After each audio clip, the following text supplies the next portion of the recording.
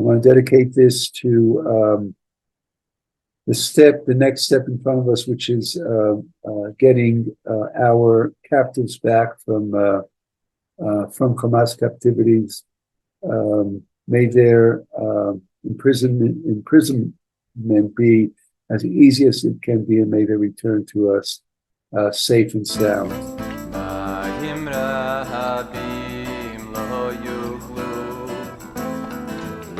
Go to our website, which is hebrew-learning-circles.org. Go to Jewish Resources, scroll down to Parsha Videos, and you'll find the source sheet right there. It's been a very, very tumultuous time. It is good to be back with Parshat Hayei Sarah. And the message today is, I want to bring a message of hope. This is by the Be'er Mayim Chaim, that's the name of his major work. This is Rabbi Chaim Tirel of Chernovitz. So it's been so rough for the past so many weeks since the dark Sabbath of Simchat Torah. And till today, in fact, this morning I heard another story, an interview with a survivor of the dance party out in the desert. Just tragic. Every day we hear another interview, and there's tragedy, more trauma coming out all the time. There's so many stories, and we here in Israel are going to be processing that for some time to counter that heaviness. I want to bring some hope. I want to start by actually reading the first almost 9 verses of chapter 25 in Genesis, and this tells the story of after Sarah, our ancestor Abraham's wife, passes away, and Abraham buries her. He goes on with his life. Vayosef Avraham vayikach isha ushma Keturah. Abraham took another wife whose name was Keturah. We'll continue on verse 5. Vayiten Avraham et kol asher lo liYitzchak. Abraham willed or gave over all that he owned to Isaac, to Yitzchak. Ulivnei apilagshim asher leAvraham natan Avraham matanot וישלחם מעל יצחק בנו, בעודנו חי קדמה אל ארץ קדם. To Abraham's sons by the concubines, Abraham gave gifts while he was still living, and he sent them away from his son Isaac eastward to the land of the east. By the way, some say that the teachings of the east are referred to, hinted to here, and therefore the spirituality of India and the East are actually gifts that Abraham had given the sons of the concubines. And one of the neat references or proofs for that is that what do you call a noble man or caste from India? They're called Brahmin, which sounds like Abraham. Verse 7, Ve'ele yemei shnei Hayei Avraham, asher chai me'at shana v'shiv'im shana v'chamesh shanim. This was the total span of Abraham's life, 175 years. Vayigva vayamat Avraham b'seiva tova, zaken v'saveh, vaye'aseh pelamav. And Abraham breathed his last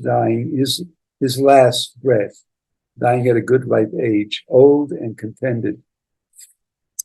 And he was gathered to his kin. And this is the last verse, and I want to pay attention to it because this is where the story of hope, perhaps, is rooted. Vayikberu oto Yitzchak וישמעאל, בניו אל מערת המכפלה, אל שדה עפרון, בן צוחר, החיתי, אשר על פני ממרא. His sons Isaac and Ishmael buried him in the cave of Machpelah, in the field of Ephron, son of Zohar, the Hittite facing Mamre. So as tradition tells us, and by the way, as Muslim tradition tells us, claims, Ishmael is the ancestor or the originator of the Muslims, of the Arabs, and Yitzchak is the forefather of us, the Jews. And we see that they do come together to collaborate on burying their father Abraham. And till this day, the cave of Machpelah is considered the burial place of the common ancestors to both Muslims and Jews, and that is in Hebron, in the West Bank in Israel.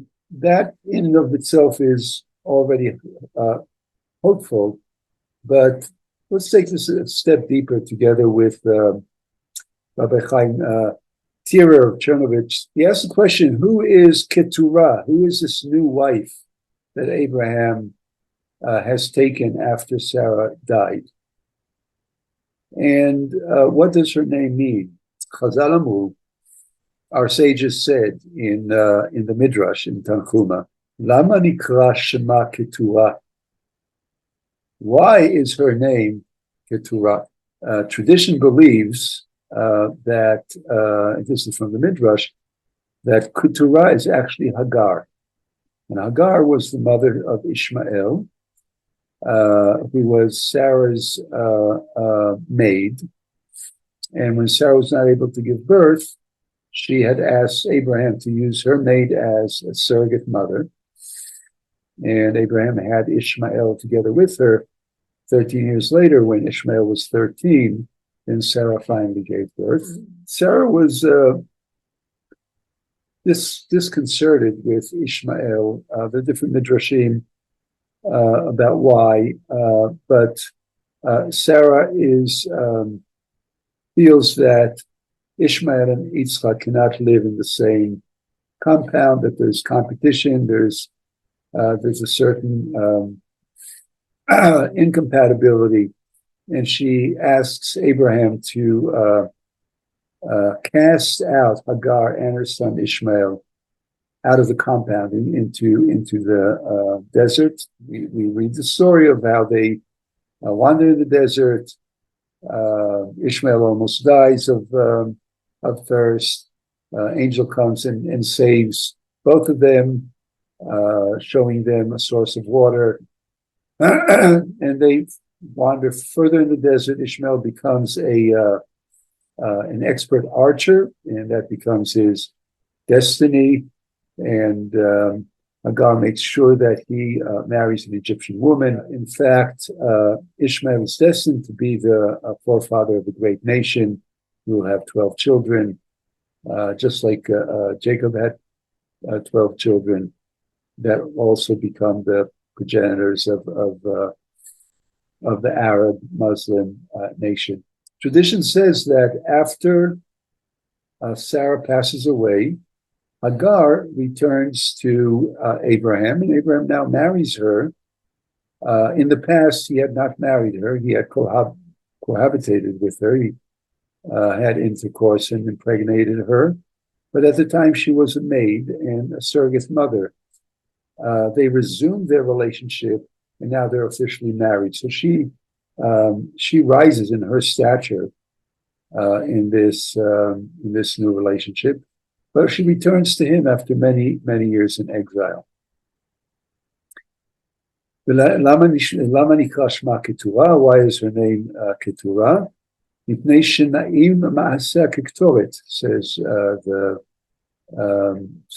the Midrash, because her deeds, her conduct is as fine as incense. Keturah means incense. So Keturah comes from Keturah, from incense. It appears that our sages have concluded that her conduct was as fine as incense.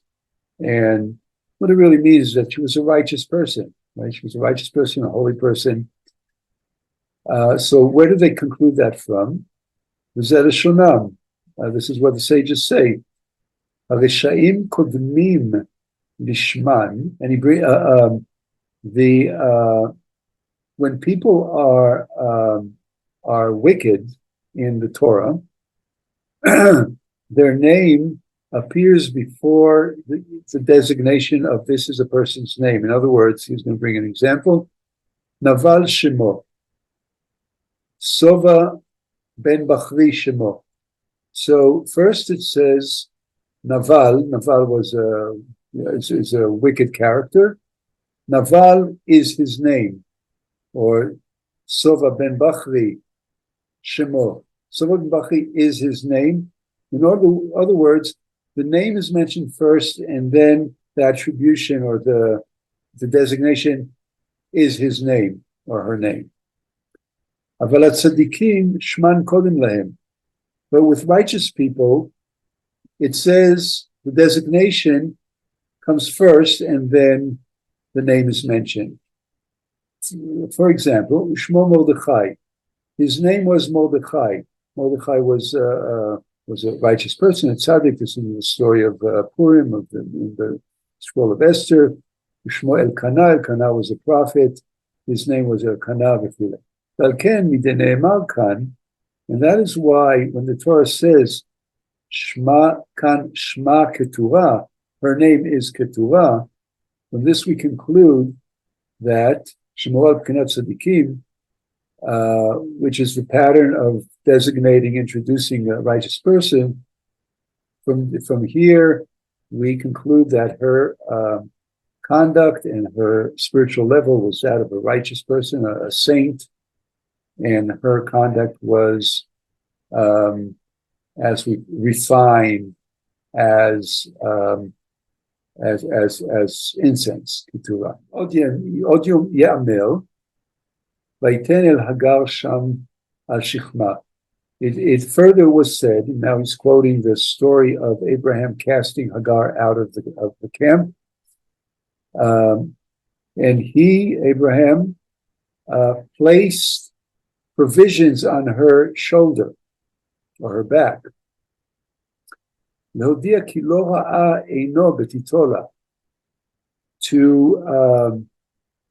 make it clear to us that Abraham was not cross with her. He did not undermine her. It was actually Sarah who undermined her and was concerned about her. But Abraham actually loved her. He did not want to send her out into the desert. And then in the desert, after so many days where the water ran out, she saw, this is kind of making a longer story short, she sees a well, an oasis, and she considered that to be a miracle. Because at first she was lost and there was no oasis, and all of a sudden, according to the biblical story, her eyes open and all of a sudden she sees the oasis.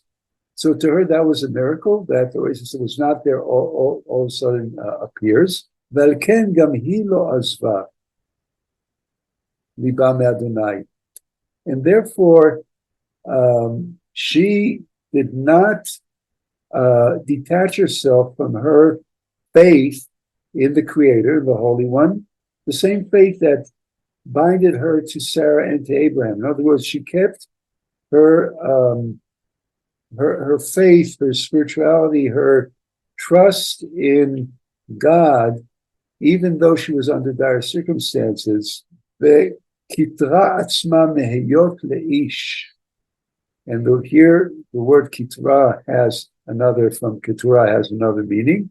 That means she surrounded herself, she shielded herself from attaching herself to any other man, until the time came for her to return to the home of her master, which is Abraham, and she cleaved herself to to him. And obviously that is the wedding between both of them. So we see here a very sweet midrash, very romantic story of hope, where there's you could say a karmic connection or a spiritual connection between Hagar and Abraham when she is only the maiden, the surrogate mother. But apparently there's some deep spiritual connection between the two of them.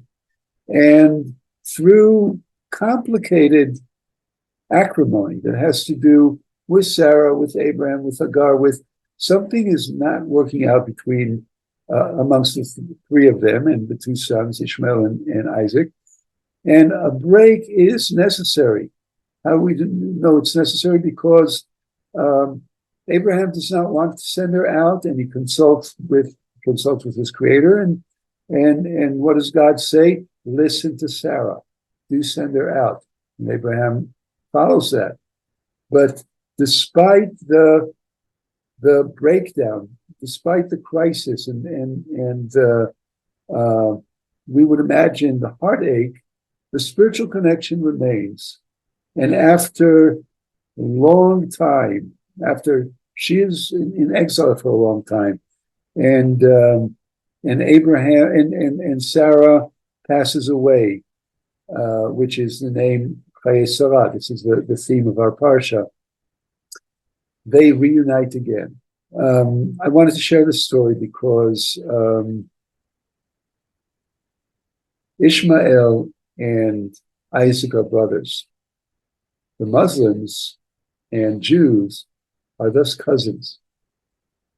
And right now we are in acrimony, in crisis, that is so violent and so hopeless.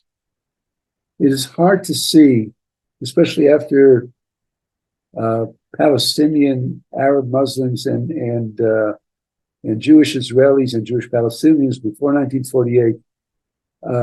Such a long, this is about 100 years, if not more, of violent conflict between Muslims and Jews in the land of Israel that is coming to such a pitch with what's happened a month ago and the war that's going on right now. It looks so hopeless. So many of us who have been in the peace camp, on the liberal, progressive, compromising, peace-seeking, peace activism end of the political spectrum are losing heart and losing hope, and concluding, both in Israel, also in outside of Israel, concluding that there is no partner for negotiation or for peace. And nevertheless, on a mythic level, as we see in the Parsha, those who were once lovers, those who were once relatives, even after terrible, terrible disconnect and crisis, can come together again. And that is my prayer, that is my hope. I want to dedicate this to the next step in front of us, which is getting our captives back from Hamas captivities. May their imprisonment be as easy as it can be, and may they return to us safe and sound. With that, Shabbat Shalom. Until next time. Today, thank you, everybody. Again, click subscribe button. Doesn't cost you anything. We really appreciate that. Like to have that extra layer of connection with you. Like and subscribe. Come back.